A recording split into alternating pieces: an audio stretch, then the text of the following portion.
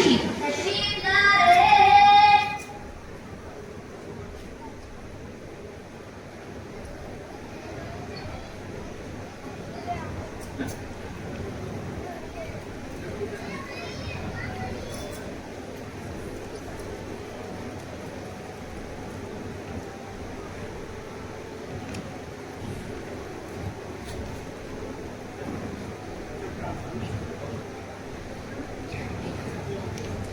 अली जनाब, लोकल आपके खास दोस्त अमर बिन आजम बुलाया जनाब।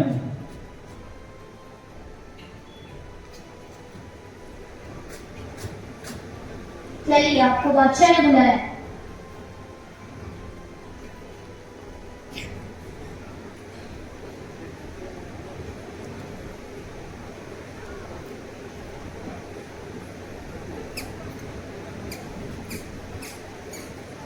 साहिब अम्र बिन आस, भाई दोस्तों में कैसी शर्म? आपका दीदार होना हमारे लिए फख्र की बात है। मक्का से आए हो, हमारी पसंद का ख्याल है तुम्हें।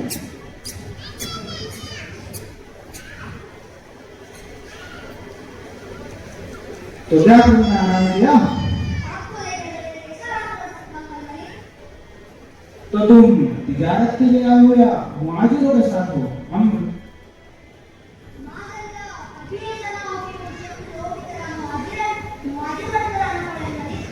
तो क्या तुम उन लोगों का दीन नहीं मानते? अगर अपने वक्त अलग दीन में ना हो, कोई और दीन सुनना पड़ता, तो मैं आपका दीन सुनता है अली। इन लोगों ने अपनी कौम का दीन छोड़ दिया, वरना वो आपका दीन मानते हैं। इन्होंने कोई और नया दीन बना लिया है, जो ना आपके जैसा, ना मेरे जैसा। तो तुम इसलिए मेरे पास आए हो ताकि मेरे सामने उनकी कमियां निकालो? मुझे कौम के बड़ों से मिलना है, जैसे बाप, भाई, चाचा, रिश्तेदार वगैरह।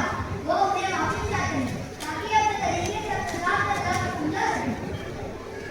लेकिन वो तो कुछ और ही बताते हैं। आप ही बताएं सैयदी, वो ऐसी बात क्यों कहेंगे जिसमें उनकी बुराई हो। आप हमारी कौम के सरदार को सालों से आते हैं, वो आपके साथ तिजारत करके आ रहे हैं, कुछ खरीदते हैं, कुछ बेचते हैं, और इस तिजारत के कारोबार से दोनों मुल्कों का ही फायदा होता है। क्या आप इनकी कामयाबी और ईमानदारी से वाकिफ हैं? क्या कभी इन्होंने झूठ बोला? इन लोगों को मैंने बना दी है, ये बात तुम अच्छी तरह जान लो। ये मेरे बहुत अजीज है, इनके साथ नाइंसाफी बिल्कुल नहीं होगी। और तुम अरब तो कसम खाते हो लोगों की हिफाजत करने की। जब वहाँ लोग कत्ल हो रहे थे, तुमने ऐसे इंसान को बिना सजा के कैसे जाने दिया? और तुम ये चाहते हो कि मैं भी सारे उसूलों को नाक पर रखकर उन्हें तुम्हारे हवाले कर दूं? अम्र कैसे है? हमारे लोग आपके साथ कब से तिजारत करके आ रहे हैं, जब से ये लोग वजूद में भी न थे। और इसी तरह हमारे लिए दोस्ती का रिश्ता खड़ा हुआ। इन लोगों ने हमारे बाप दादाओं को रिश्ता दिखाया, बल्कि उनके कौम के दीन को मानने से इनकार कर दिया। और ये गुफ्तगू और जहालत का सबब समझते हैं। जब तक मैं इस बात की पूरी तस्दीक न कर लूं, तब तक मैं इन्हें तुम्हारे हवाले नहीं करूंगा, चाहे वो सच हो या नहीं। मेरी माने तो बिल्कुल ऐसा ना करे सैयदी। क्यों अम्र? जो कुछ भी तुमने कहा क्या वो झूठ है? क्या मुझे इन लोगों के सामने सफाई देना पड़ेगी अली? कम से कम मेरा और इनका दर्जा तो देखिए। तो क्या तुम उनके रिश्तेदार नहीं? तुम उनसे अलग कैसे हो? हर कौम में ऊंचे और नीचे दर्जे के लोग होते हैं। वो हमारी कौम के सबसे नीचे दर्जे के लोग हैं। ना वल्लाही उन्हें तुम्हारा मुकद्दमा पेश करना पड़ेगा। फिर जैसा कि तुमने कहा मैं उन्हें तुम्हारे हवाले करूंगा, लेकिन अगर तुम साबित नहीं कर पाए, उनकी हिफाजत मैं खुद करूंगा। मुआजिरों को दरबार कहाँ से किया जाए?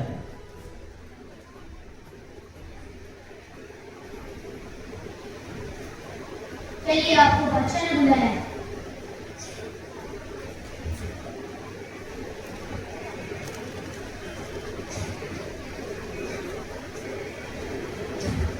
ये क्या ये क्या गुस्ताखी है? तुमने बादशाह का सजदा नहीं किया?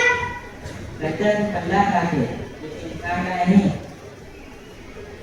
जो कुछ भी तुम्हारे दोस्त ने तुम्हारे बारे में कहा, क्या तुमने वो सब सुना?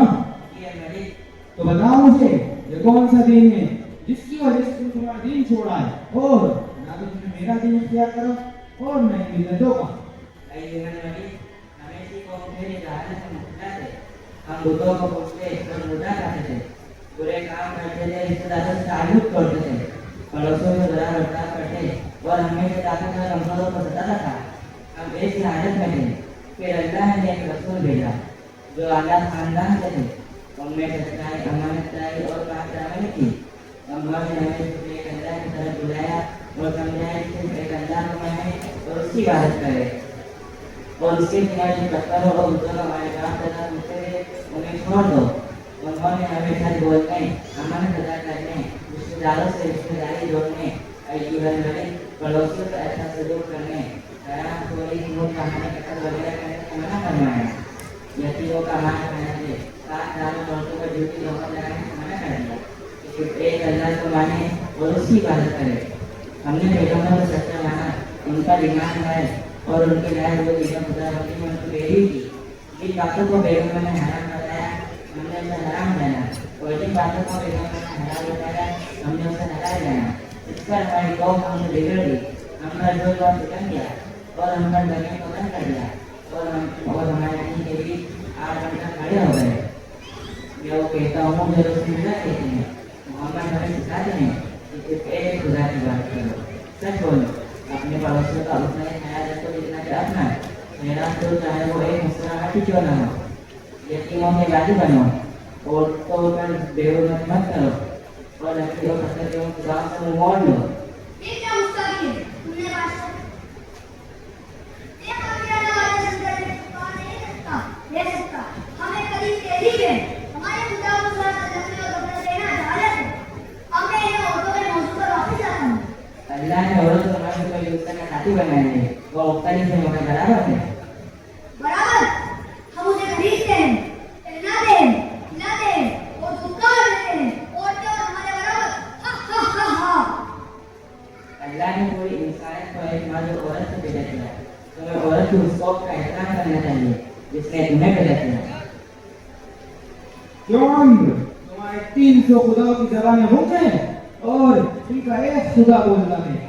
अल्लाह हमसे इससे पहले भी कलाम कर चुके हैं, इब्राहिम, नूह, मूसा और यीशु मसीह के जरिए।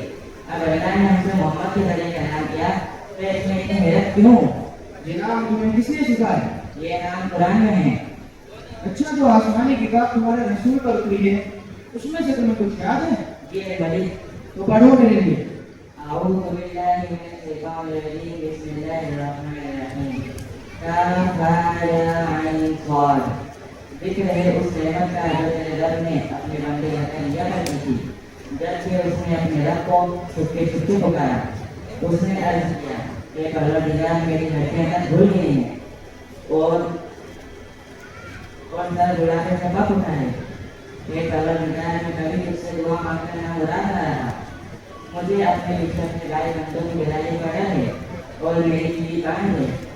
तो मुझे अपने हाथ मेरे वारिस से एक वारिस दे जो मेरा वारिस भी हो और आगे याकूब की मीरास भी पाए और एक परवरदिगार उससे एक पसंदीदा इंसान बना।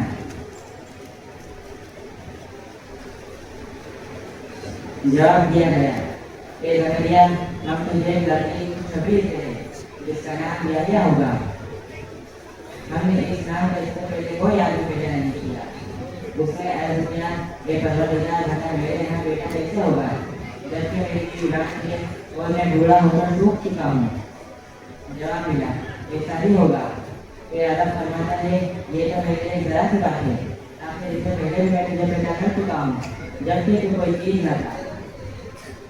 उसने अर्ज किया, हे परवरदिगार, तू मेरे लिए कोई निशानी तय कर दे। जवाब मिला, तेरे लिए ये निशानी तय है कि तू लगातार 3 दिन लोगों की बात न कर सके।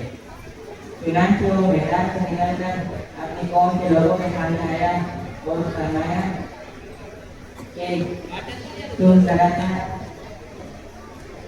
तुम सुबह जल्दी करो। ये अल्लाह की किताब को मजबूती से थाम ले। हमने उसे बचपन में हुक्म से नवाजा।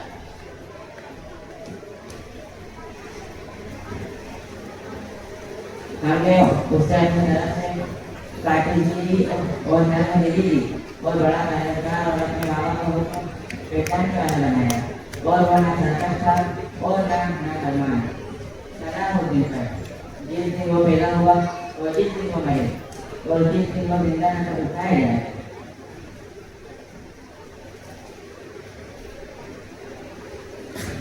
यकीनन ये कलाम और वो कलाम जो यीशु मसीह लेकर आए हैं उन दोनों में इस दिन के बराबर भी कर नहीं है। तुम जा सकते हो, वल्लाही मैं तुम्हें किसी के हवाले नहीं करूंगा। तुम इसे बेवकूफी कहते हो अम्र, मैं समझता था कि तुम एक रोशन दिमाग और एक अकलमंद इंसान हो, लेकिन तुम्हारी अकल तो ठीक है पर तुम जिद्दी हो। तुम जा सकते हो।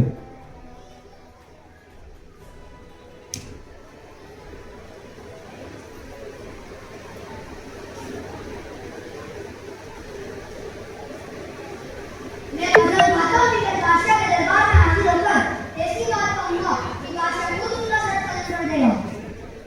इंशाअल्लाह कलाम आखिर तौबे हमारे रिश्तेदार है। कल जरूर बादशाह से मुलाकात होगी और उनके सर कलम करवा कर रहेंगे।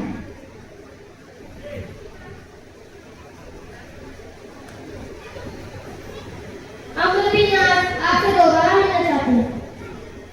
बुलाया जाए हमें।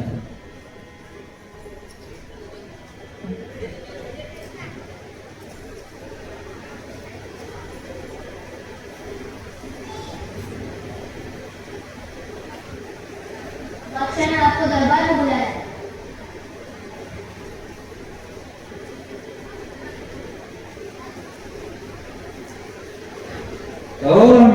क्या कहना चाहते हो?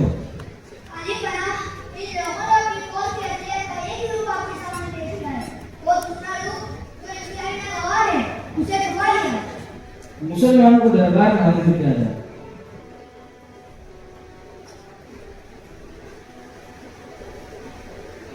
चलिए आपको बादशाह ने बुलाया है।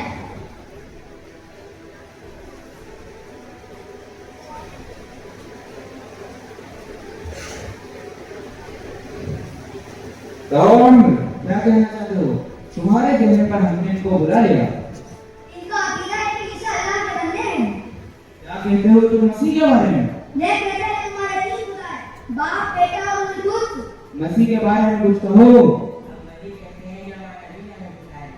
मोहम्मद हमें सिखाते हैं कि ईसा अल्लाह के बंदे और उसके रसूल थे और वो महला इलाही जो अल्लाह ने हमें पता किया। ईसा की असलियत और हकीकत वही है जो तुमने बयान की। तुम जा सकते हो, वल्लाही मैं तुम्हें किसी के हवाले नहीं करूंगा। जब तक जिंदा हूँ तुम्हारे रास्ते में कोई नहीं आएगा। सोने के पहाड़ के बंदे भी मैं तुम्हें इसके हवाले नहीं करूंगा। अम्र बिन आस के तोहफे वापस कर दिए जाए।